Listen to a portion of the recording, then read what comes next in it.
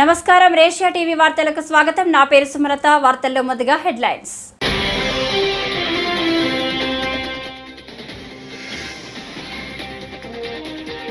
AP మంత్రులకు శాఖల కేటాయింపు. డిప్యూటీ సీఎంగా పవన్ కళ్యాణ్.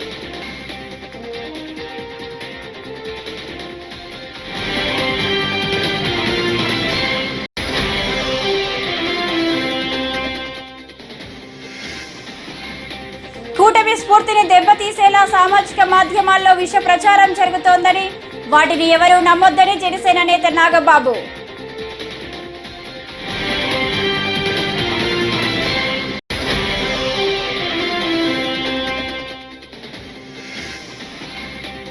ప్రతి ఇంట్లో కూడా మన ప్రభుత్వం చేసిన మంచి ఉందని, ఎట్టి పరిస్థితుల్లో మనలో ధైర్యం సన్నగిల్లకూడదని పేర్కొన్న జగన్మోహన్ రెడ్డి.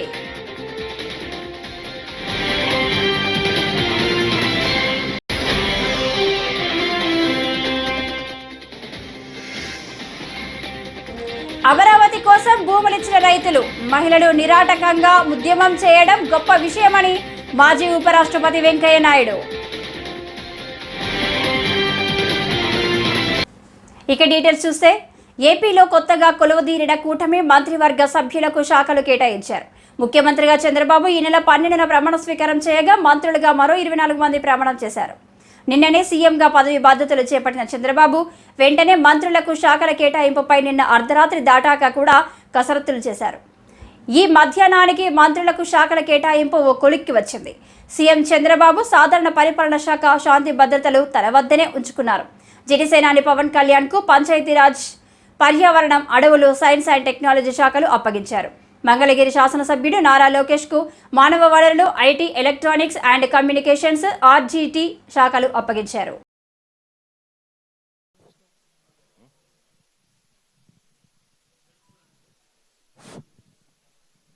జోహార్ ఎన్టీఆర్, జోహార్ ఎన్టీఆర్, జోహార్ ఎన్టీఆర్.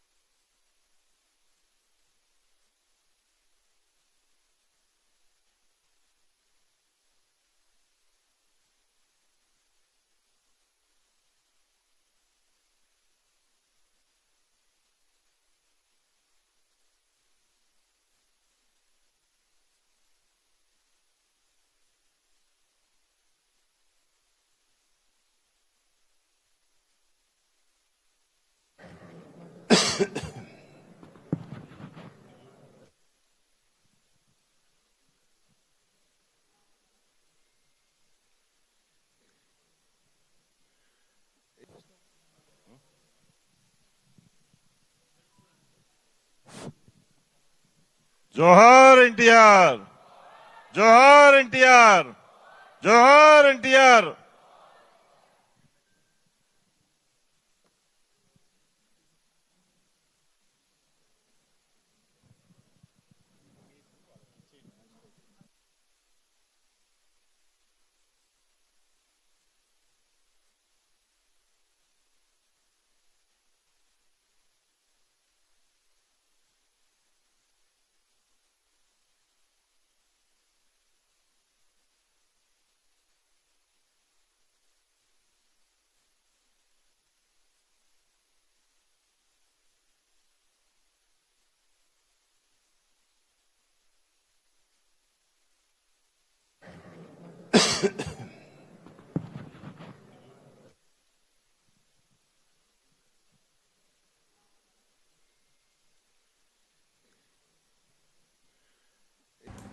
ప్రతి ఇంట్లో కూడా మన ప్రభుత్వం చేసిన మంచి ఉందని, ఎట్టి పరిస్థితుల్లో మనలో ధైర్యం సన్నగిల్లకూడదని వైఎస్ఆర్ కాంగ్రెస్ పార్టీ అధినేత వైఎస్ జగన్మోహన్ రెడ్డి పేర్కొన్నారు.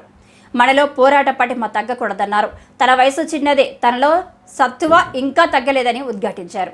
14 నెలలు పాదయాత్ర చేశాను. దేవుడు దయ వల్ల అన్ని రకాల పోరాటాలు చేసే శక్తి కూడా ఉందని పేర్కొన్నారు. ప్రజలు మళ్లీ మనల్ని అధికారంలోకి తీసుకువస్తారనే నమ్మకం, విశ్వాసం నాకు ఉన్నాయని వైఎస్ జగన్ ధీమా వ్యక్తం చేశారు. వైఎస్ఆర్సీపీ పార్లమెంటరీ పార్టీ నాయకులతో పార్టీ అధ్యక్షులు వైఎస్ జగన్ కీలక సమావేశం నిర్వహించారు.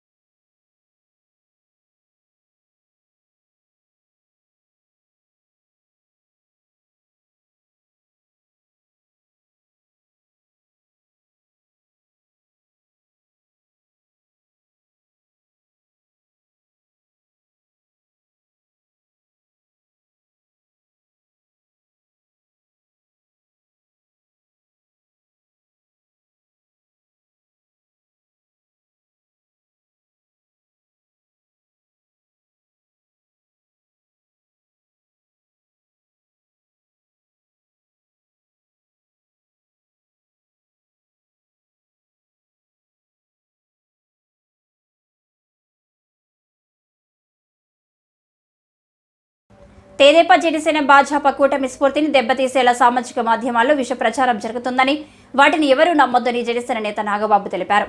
వైకాపా ప్రేరేపిత వ్యక్తులు కొంతమంది అసత్య వార్తలు రాస్తున్నారని ఆరోపించారు. ఇలాంటి విష ప్రచారాన్ని సహించబోమని కఠిన చర్యలు తీసుకుంటామని హెచ్చరించారు. కూటమికి చెందిన 3 పార్టీల అధినేతలు సమిష్టి నిర్మాణాత్మకమైన నిర్ణయాలతో ముందుకు వెళ్తారని తేల్చి చెప్పారు. అందరికీ నమస్కారం. ఈ మధ్యన అంటే గత 2 రోజులుగా అంటే నేను మీటింగ్ అయిన తర్వాత ఈ మీడియాలో అంటే ఎస్పెషల్లీ సోషల్ మీడియాలో కొన్ని విషపు సర్క్యులేషన్స్ ప్రచారం అవుతున్నాయి. అది చెప్పడం కూడా నాకు ఇష్టం లేదు. ఎవరైనా సరే అలాంటి విషపు సర్క్యులేషన్స్ కనుక ప్రచారంలో తీసుకొస్తే అది చాలా తప్పు. ఎందుకంటే అది జనసేన, బీజేపీ, టీడీపీ కూటమి యొక్క స్పిరిట్ కి అది చాలా తప్పుడు సంకేతాలు ఇస్తుంది. అది ఎవరు చేసినా సరే దయచేసి గుర్తుపెట్టుకోండి. అది ఎవరు చేసినా దాన్ని బ్యాక్ వెళ్లి సోర్స్ ఏంటో పట్టుకుని తగిన విధంగా మీకు బుద్ధి చెప్పాల్సి ఉంటుంది. ఇది చాలా కష్టపడి పవన్ కళ్యాణ్ గారు, చంద్రబాబు నాయుడు గారు, అటు పక్కన మోడీ గారు, ఇటు పక్కన పురంధరేశ్వరి గారు బీజేపీ నుంచి కష్టపడి తయారు చేసిన ఒక అద్భుతమైనటువంటి కూటమి. ఈ కూటమి స్పిరిట్ కి ఎవడైనా సరే ఎఫెక్ట్ అయ్యేలాగా రాతలు రాస్తే మాత్రం చాలా తీవ్రమైనటువంటి చర్యలు తీసుకోవాల్సి ఉంటుంది. దయచేసి కూటమికి సంబంధించిన పార్టీలకు సంబంధించినటువంటి అందరి కార్యకర్తలకు రిక్వెస్ట్ ఏంటంటే ఇలాంటి విషపురాతల్ని దయచేసి ఎవరు నమ్మకండి. ఖచ్చితంగా ఒక మాట చెప్పగలను, ఇలాంటి రాతలు రాయించేది వైసీపీ ప్రేరేపితమైనటువంటి కొంతమంది వ్యక్తులు తోటి రాయించబడినటువంటిది. ఖచ్చితంగా ఈ సోర్స్ ఏంటో మేము కనుక్కోగలుగుతాం. ఎందుకంటే అప్పుడే దీని మీద ప్రోబ్ చేసి ఎవరు పట్టుకోవాల్సిన. ఏపీ రాజధాని అమరావతి కోసం భూములిచ్చిన రైతులు, మహిళలు 1631 రోజుల పాటు నిరాటకంగా ఉద్యమం చేయడం గొప్ప విషయమని మాజీ ఉపరాష్ట్రపతి వెంకయ్యనాయుడు పేర్కొన్నారు. ఎన్ని అడ్డంకులు, ఆటంకాలు ఎదురైనా అలుపు లేకుండా మహిళలు, రైతులు చేసిన ఈ ఉద్యమం చరిత్రలో నిలిచిపోతుందన్నారు. అమరావతే ఏపీ రాజధాని అని ముఖ్యమంత్రి చంద్రబాబు ప్రకటించడం సంతోషకరమన్నారు. రాష్ట్రానికి రాజధాని ఒకటే ఉండాలని వెంకయ్యనాయుడు స్పష్టం చేశారు. రాజకీయాల గురించి పెద్దగా మాట్లాడను, కానీ రాజకీయాల గురించి మాట్లాడను. ఎందుకంటే రాజకీయాలు లేను. రాజ్యాంగ పదవిలోకి వెళ్ళిన తర్వాత రాజకీయం పైన మాట్లాడడం వదిలేశాను. రాజకీయ పార్టీల గురించి ఇవాళ పేపర్లో ఉదయాన్నే ఒక వార్త చదివాను. పైనేమో మంచి రోజులు వచ్చాయి, 1631 రోజులు సుదీర్ఘ ఉద్యమానికి స్వస్తి. 1631 రోజులు నిరాటంకంగా ఆ అమరావతిలో ఉన్న రైతులు కొద్దిమంది అయినప్పటికీ మహిళలతో సహా అలుపు లేకుండా ఎన్ని అడ్డంకులు, ఎన్ని ఆటంకాలు ఎదురైనప్పటికీ కూడా 1631 రోజులు చరిత్ర. దీన్ని స్వాతంత్రోద్యమ చరిత్ర అంటే ఆ రోజు చాలా సంవత్సరాలు నడిచింది. అది దేశానికి అంతా సంబంధించిన విషయం. ఇది రాజధానికి సంబంధించిన భూముల విషయంలో అక్కడున్న ప్రజలు పట్టుదలతో, మహిళలు అలాగే పురుషులు కూడా ఆ ఉద్యమాన్ని కొనసాగించి నిన్న ఎప్పుడైతే ముఖ్యమంత్రి గారు అమరావతే మన రాజధాని అని ప్రకటించిన తర్వాత ఉద్యమానికి నిన్న వాళ్ళు స్వస్తి పలికారు. మనందరం కూడా సంతోషంగా ఉంది. ఎందుకంటే రాజధాని ఒకటే ఉండాలా, రాజధానిని ఒక్క దగ్గర పెట్టాలా. పరిపాలన, చట్టసభ, ప్రభుత్వ పరిపాలన, అలాగే ఈ శాసన వ్యవస్థ, ఇవన్నీ కూడా. తెలంగాణ మాజీ సీఎం కేసీఆర్ పై మెదక్ ఎంపీ రఘునందన్ రావు కీలక వ్యాఖ్యలు చేశారు. కేసీఆర్ పై ఈడీ కేసు నమోదు చేసిందని తెలిపారు. కేసీఆర్ కోసం ఈడీ అధికారులు వచ్చారన్న రఘునందన్, కేసీఆర్, హరీష్ రావు, వెంకట్రామిరెడ్డికి ముందుంది ముసళ్ల పండుగ అని వ్యాఖ్యానించారు. భారత ప్రజాస్వామ్యం డాక్టర్ బిఆర్ అంబేద్కర్ గారు చెప్పారు, 1,00,000 కోట్లున్న వెంకట్రామిరెడ్డి ఓటుకు ఎంత విలువ ఉంటుందో పొద్దుకి మాపడికి పోలేని మా కార్యకర్తల ఓటు కూడా అంతే బలం ఉంది. కొద్దిసేపటి క్రితం ఈడీ వాళ్ళు వచ్చిరట పాపం. దానికి నీకు ఇంకా తెలియదు, వెంకటరామరెడ్డి దగ్గర రాలేదు. అది చిన్నది పక్షి. ముఖ్యమంత్రి, మాజీ ముఖ్యమంత్రి చంద్రశేఖరరావు గారి మీద ఈడీ ఇప్పుడే కొద్దిసేపటి క్రితం కేసు నమోదు చేసింది. ఏం చెప్తారు ఏం చెప్తారు మరి చెడగొట్టకురా, ఎవరికి అన్యాయం చేయకురా, అన్యాయం చేస్తే పాపం కలిగి పోతామని చెప్తారా చెప్పారా? వెంకటరామరెడ్డి ఆయన మెల్లగోడ మెదకులో బీఆర్ఎస్ కోసం కష్టపడి జెండా మోసి ఏడ్చి ఇందాక మా నరేంద్ర అన్న చెప్పినట్టు ఊర్లో వెళ్ళిపోయిన కార్యకర్తల ఉసురు ఎవరికి తాకింది? వెంకటరామరెడ్డికి తాకింది. 200 కోట్లు కాదు, 500 కోట్లు ఖర్చు పెట్టిన వాడు ఎన్నికలలో గెలవడు. తెలుస్తాడా? జనం మొదలైంది ఇప్పుడే. అదే సినిమాలో చిరంజీవి చెప్తాడు, ఏం చెప్తాడు? In front there is crocodile festival. Venkataramareddy గారికి ఉంటుందా క్రొకడైల్ ఫెస్టివల్? గౌరవనీయులు హరీష్ గారికి ఉంటుంది, మాజీ ముఖ్యమంత్రి చంద్రశేఖరరావు గారికి కూడా in front there is crocodile festival. పడ్డాడు ఎప్పుడు చెడ్డాడు కాదు, బాధపడద్దు. ఆడబడ్డం, గాయపడ్డం, దెబ్బ తిన్నాక పులి కొంచెం గట్టిగా వస్తుంది. దుబ్బాకల దెబ్బ కొట్టినని చాలా ఎగిరిండి 6 అడుగులు ఉన్నాడు అన్నాడా? నిన్న సిద్దిపేటకి ఆయన ఉండగా ఆయన కూర్చున్న పెద్దపల్లిలో దారుణం చోటు చేసుకుంది. తల్లితో పాటు నిద్రిస్తున్న 6 ఏళ్ల బాలికను ఎత్తుకెళ్లి ఓ దుర్మార్గుడు అత్యాచారం చేసి కిరాతకంగా హత్య చేశాడు. ఈ విషాదకర ఘటన జిల్లాలోని కాట్నపల్లిలో ఓ రైస్ మిల్లు వద్ద చోటు చేసుకుంది. రైస్ మిల్లులో గురువారం రాత్రి తల్లితో పాటు నిద్రిస్తున్న 6 ఏళ్ల బాలికను అదే మిల్లులో డ్రైవర్గా పనిచేస్తున్న బలరాం ఎత్తుకెళ్లాడు. అనంతరం సమీపంలోని పొదల్లోకి తీసుకెళ్లి అత్యాచారం చేసి చంపేశాడు. బాలిక బతికి ఉంటే విషయం ఎక్కడ బయటకు వస్తుందోనని భావించి అక్కడే గొంతు నిలిమి దారుణంగా హత్య చేసినట్లు తెలుస్తుంది. ఆ తర్వాత కొంత సమయానికి కూతురు తన ప్రక్కన కనిపించకపోవడంతో తోటి కార్మికులకు తల్లి విషయం చెప్పింది. దాంతో వారందరూ కలిసి పరిసరాల్లో వెతికారు. ఈ క్రమంలో ఓ పొదల్లో విగత జీవిగా పడి ఉన్న బాలిక మృతదేహాన్ని గుర్తించారు. కాగా గురువారం అర్ధరాత్రి బలరాం ఆ బాలికను ఎత్తుకెళ్తున్న దృశ్యాలు సీసీటీవీ కెమెరాలో రికార్డ్ అయ్యాయి. వెంటనే స్థానికులు నిందితుని గుర్తించి పోలీసులకు అప్పగించారు.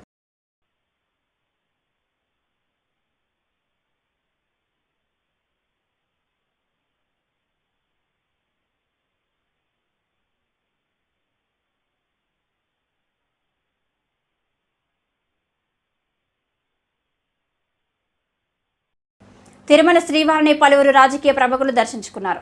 శుక్రవారం శ్రీవారి అభిషేక సేవలో Anakapalli MP CM Ramesh, Undi MLA Raghuramakrishnaraju, Maharashtra governor Ramesh Bais వేర్వేరుగా పాల్గొన్నారు. టీటీడీ అధికారులు వీరికి స్వాగతం పలికి దర్శన ఏర్పాట్లు చేశారు. అనంతరం గర్భాలయంలో స్వామివారికి రఘురామ, సీఎం రమేష్, గవర్నర్ రమేష్ బైస్లు మొక్కులు చెల్లించుకున్నారు. దర్శన అనంతరం రంగనాయకుల మండపంలో పండితులు ఆశీర్వచనం చేసి వారికి స్వామివారి తీర్థప్రసాదాలను అందజేశారు.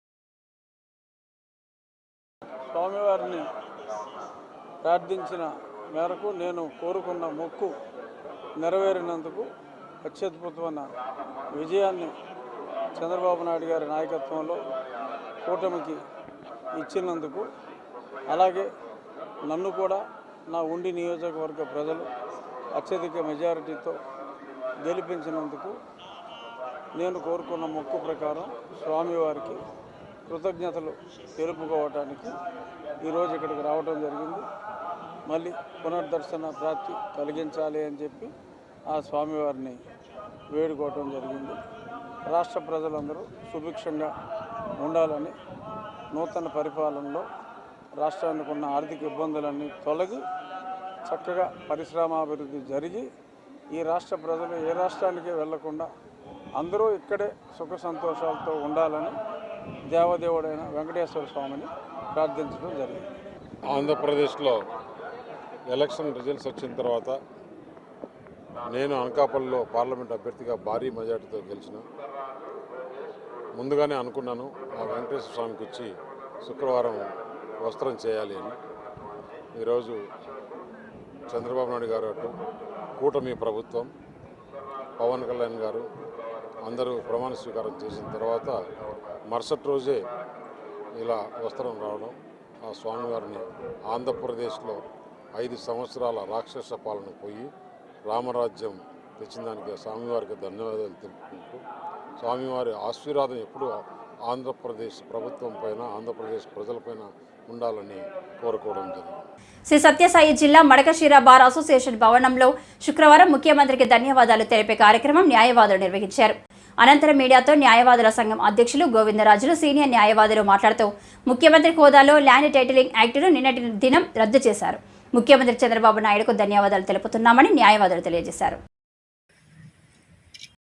తీసుకున్నటువంటి లోపభూయిష్టమైనటువంటి చట్టాన్ని, అదే భూ హక్కు చట్టం అనే దాన్ని న్యాయవాదుల యొక్క పోరాటం యొక్క పటిమతో నాటి ప్రతిపక్ష నాయకులు నారా చంద్రబాబు నాయుడు గారుకు విన్నవించగా ఆయన ఒకే మాట ఆ రోజు హామీ ఇవ్వడం జరిగింది.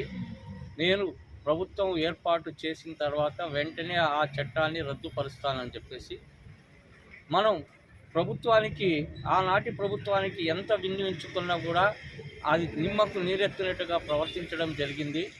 అందువల్ల దాన్ని వెంటనే ప్రభుత్వం ఏర్పాటు చేసిన తర్వాత నిన్నటి సాయంత్రం అనగా 13/6/2024 నాడు ఆయన తీసుకున్నటువంటి నిర్ణయం చాలా చారిత్రాత్మకమైనదని తెలియజేస్తూ దానికి సహకరించినటువంటి అందరికీ కూడా, మన రాష్ట్రంలో ఉన్నటువంటి న్యాయవాద మిత్రులందరికీ కూడా, వాళ్ళ ప్రజలందరికీ కూడా, మరి ముఖ్యంగా మన నూతనంగా ప్రమాణం స్వీకారం చేసినటువంటి నారా చంద్రబాబు నాయుడు గారికి, ఉప ముఖ్యమంత్రి అయినటువంటి కె పవన్ కుమార్ గారికి, వాళ్ళ యొక్క క్యాబినెట్ సహచరులందరికీ కూడా ధన్యవాదాలు తెలియజేస్తున్నాం మడకశిర న్యాయ బార్ అసోసియేషన్ తరఫున. ముఖ్యమంత్రిగా పదవి బాధ్యతలు తీసుకుంటూనే రెండవ సంతకంగా ఈ టైటిల్ యాక్ట్ని ఎలక్షన్లో ఇచ్చినటువంటి హామీని నెరవేర్చే సందర్భంగా రద్దు చేసినందుకు ముఖ్యమంత్రి వర్యులు నారా చంద్రబాబు నాయుడు గారికి, ఎన్డీఏ ప్రభుత్వం అందరికీ మన బార్ అసోసియేషన్ తరఫున కృతజ్ఞతలు తెలియజేయడానికి సమావేశం ఏర్పాటు చేసినందుకు మీ అందరికీ ధన్యవాదాలు. ఎన్నికలకు ముందు చంద్రబాబు ఇచ్చిన హామీలో భాగంగా జూలై నెలలో ఇచ్చే పెన్షన్ 7,000 అందజేస్తామని తణుకు ఎమ్మెల్యే అరిమిల్లి రాధాకృష్ణ చెప్పారు. శుక్రవారం తణుకులో ఆయన మాట్లాడారు. ఆగస్టు నెల నుంచి యథావిధిగా 4,000 చొప్పున పెన్షన్ అందిస్తామన్నారు.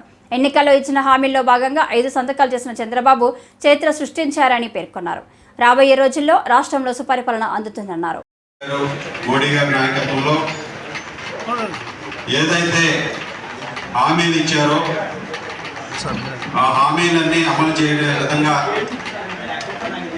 గౌరవ ముఖ్యమంత్రి వర్యులు శ్రీ నారా చంద్రబాబు నాయుడు గారు నిన్న 5 హామీలకి సంతకం పెట్టి అమలయ్యే విధంగా జీవోలను కూడా విడుదల చేయడం జరిగింది.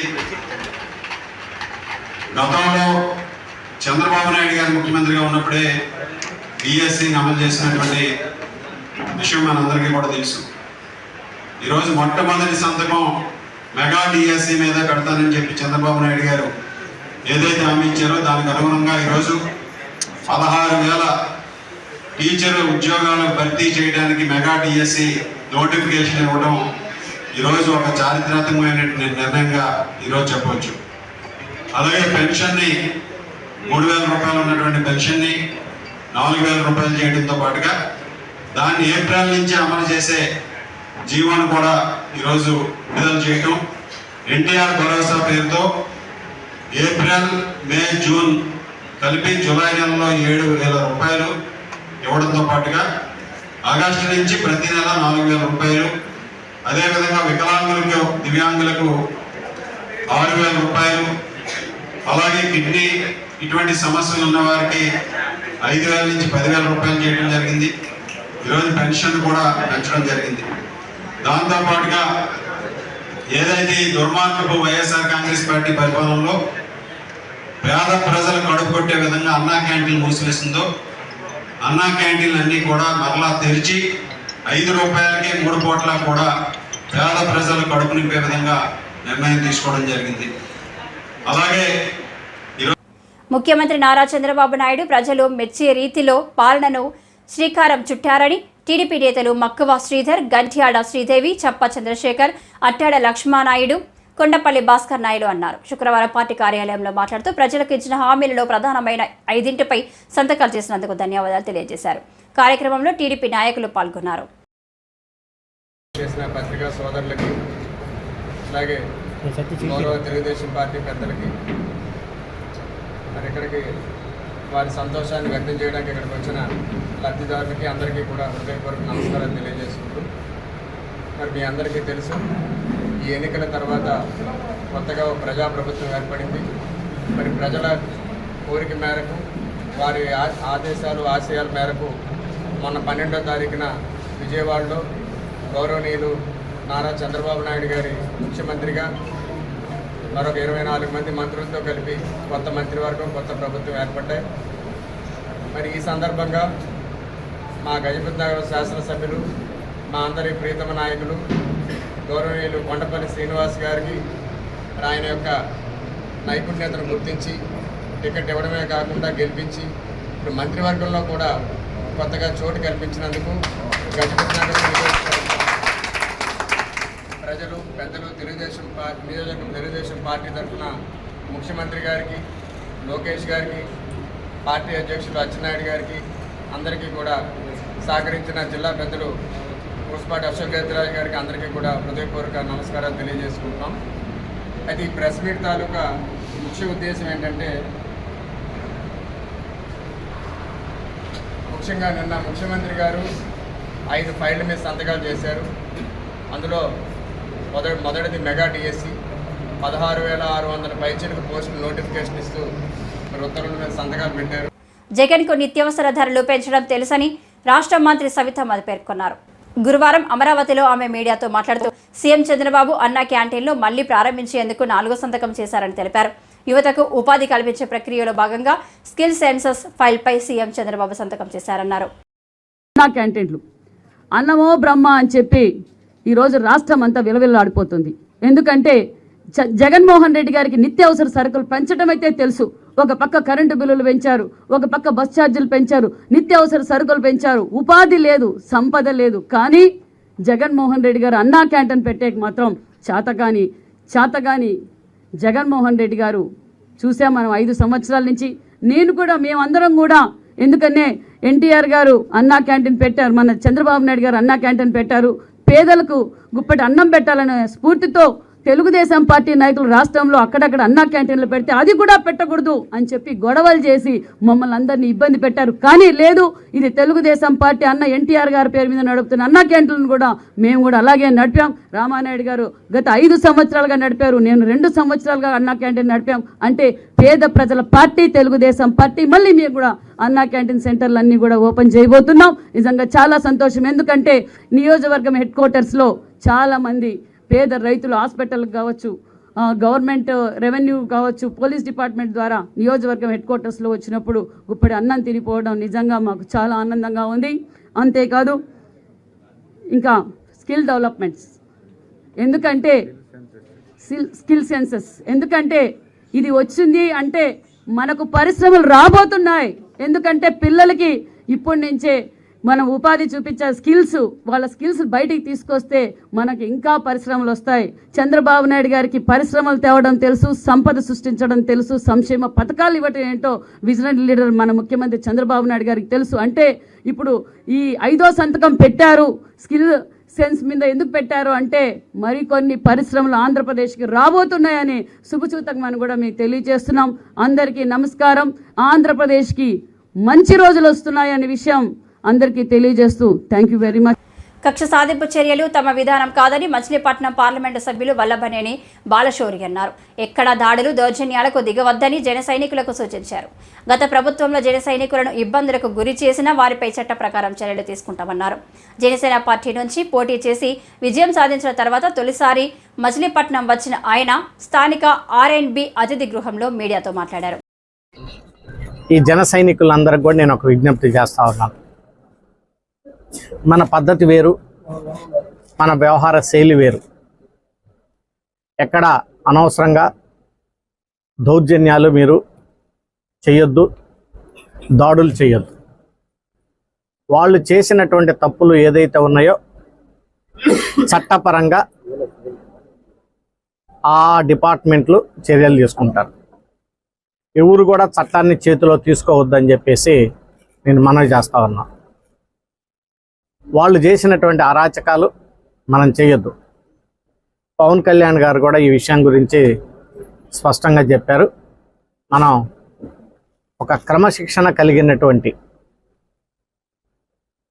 జన సైనికులుగా, కార్యకర్తలుగా మనం ప్రవర్తించాలనేటువంటిది ప్రతి ఒక్క జన సైనికుడిని నేను కోరుతా ఉన్నాను. అందరం కాన్సన్ట్రేట్ చేయాల్సింది అభివృద్ధి మీద. అదే రకంగా ప్రజలకు ఉన్నటువంటి సమస్యలు, ప్రధానమైనటువంటి సమస్యల మీద మనం అర్థం చేసుకొని ఆ సమస్యలను పరిష్కరించడానికి గెలిచిన అభ్యర్థులందరం కూడా కృషి చేయాలి. పవర్ ఫైనాన్స్ కార్పొరేషన్ ద్వారా లోన్ తీసుకొచ్చి పోర్టుని డెవలప్ చేస్తూ ఉన్నాం. ఒక 1.5 yearsలో నాకు తెలిసి ఆ పోర్టును కంప్లీట్ చేసి దాన్ని ఇక్కడ ప్రజలకు అంకితం చేస్తాం, జాతికి అంకితం చేస్తాం. ఆ పోర్టు పక్కన ఉన్నటువంటిది. ఈ వార్తలు ఇంతటితో సమాప్తం. నమస్కారం.